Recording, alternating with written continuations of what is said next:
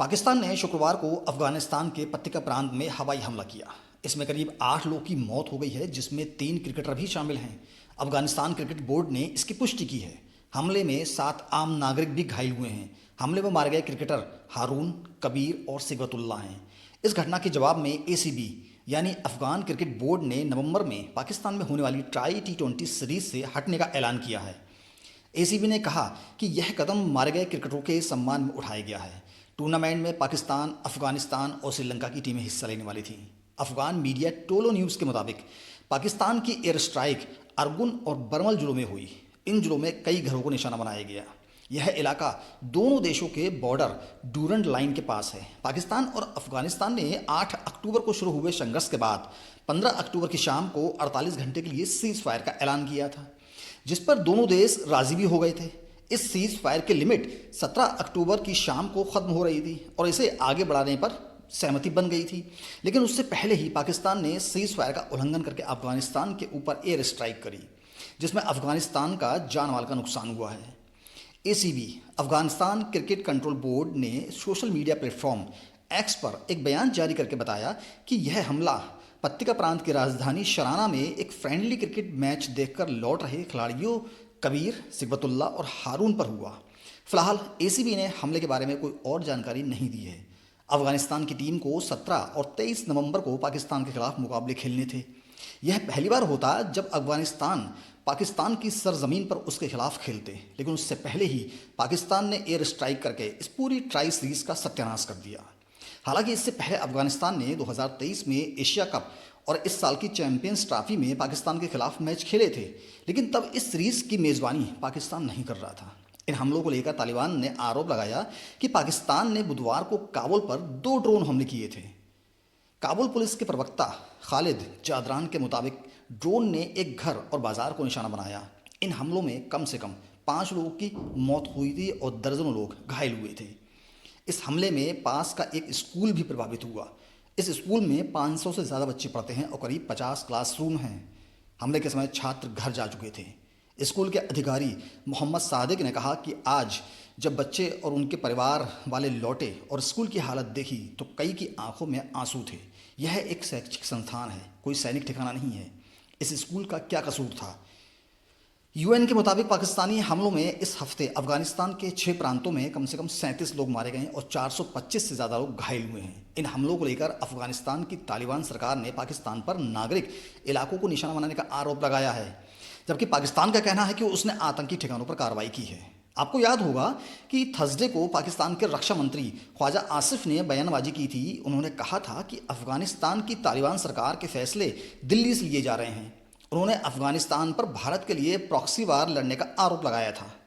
इससे पहले जियो न्यूज़ से बातचीत में आसिफ ने तालिबान से हुए सीज फायर पर कहा था कि मुझे शक है कि यह सीज फायर टिक पाएगा या नहीं, क्योंकि अफगान की तालिबान सरकार को दिल्ली से सहयोग मिल रहा है। आगे उन्होंने चेतावनी दी कि अगर पाकिस्तान को उकसाया तो सैन्य कार्रवाई की जाएगी।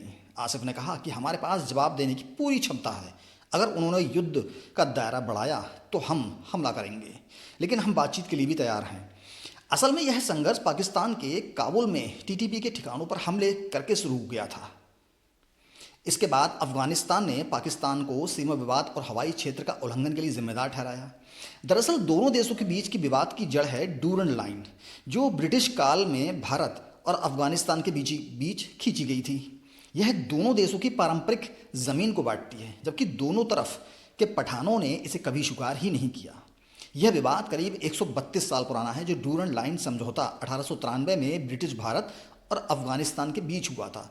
इस डूरंड लाइन ने अफगान और पख्तून समुदाय को 2 देशों में बांट दिया था। इसकी लंबाई करीब 2430 किलोमीटर है। अब यह लाइन अफगानिस्तान और पाकिस्तान के बीच है।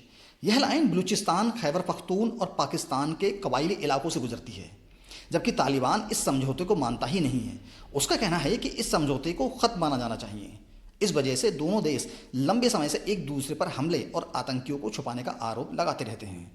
2021 में अफगानिस्तान हुकूमत पर तालिबान के कंट्रोल के बाद से तनाव और ज़्यादा बढ़ गया है, जिसकी वजह से अब 8 अक्टूबर को खैबर पख्तून में टीटीपी पाकिस्तानी सैनिकों पर हमला करते हैं, जिसमें करीब 23 पाकिस्तानी सैनिकों की मौत हो गई थी, जिसके जवाब में 9 अक्टूबर को पाकिस्तान ने अफगानिस्तान के काबुल में हवाई हमला किया और टीटीपी नेता नूर वली महसूद को निशाना बनाया, लेकिन उनकी मौत की पुष्टि नहीं हो पाई है।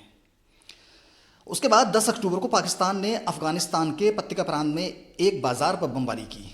इसके जवाब में अफगान तालिबान ने 11 और 12 अक्टूबर की रात पाकिस्तानी सेना की चौकियों पर हमला किया, जिसमें अफगानिस्तान ने दावा किया कि 58 सैनिकों को मारा गया है और 25 पाकिस्तानी चौकियों पर कब्जा कर लिया गया है, जबकि पाकिस्तान का दावा है कि 200 तालिबान मारे गए हैं और 19 चौकियों पर कब्जा कर लिया गया है।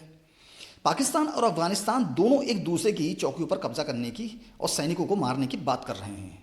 इसी बीच 12 अक्टूबर को अफगानिस्तान ने सीज फायर घोषित किया, लेकिन पाकिस्तान ने हमले जारी रखे, जिसमें 19 तालिबानी लड़ाके मारे गए और बॉर्डर पर सभी तरीके का व्यापार बंद कर दिया गया। उसके बाद कतर और सऊदी अरब ने पाकिस्तान और अफगानिस्तान के बीच मध्यस्थता शुरू की, लेकिन पाकिस्तान ने 15 अक्टूबर को अफगानिस्तान के कंधार यानी स्पिन बोल्डक में हवाई हमला किया। उसके जवाब में तालिबान ने कार्रवाई करते हुए पाकिस्तानी टैंक और चौकियों पर कब्जा कर लिया, जिसमें 15 अफगानी नागरिकों की मौत हुई और करीब 100 घायल हुए थे। 15 अक्टूबर की शाम को ही दोनों देशों के बीच करीब 6:30 बजे से 48 घंटे के लिए सीज फायर लागू हो गया, अब जिसे पाकिस्तान ने तोड़ते हुए अफगानिस्तान पर दोबारा से एयर स्ट्राइक शुरू कर दिए है। यानी कि पाकिस्तान नहीं चाहता कि ये सीज फायर आगे बढ़े, क्योंकि पाकिस्तान खुद ब खुद ऐसी हरकतें कर रहा है जिसकी वजह से ये झड़प जो है युद्ध में बदल सकती हैं। मिलते हैं एक और सच्ची खबर की वीडियो के साथ, तब तक लिए अपना ख्याल रखिएगा। जय हिंद।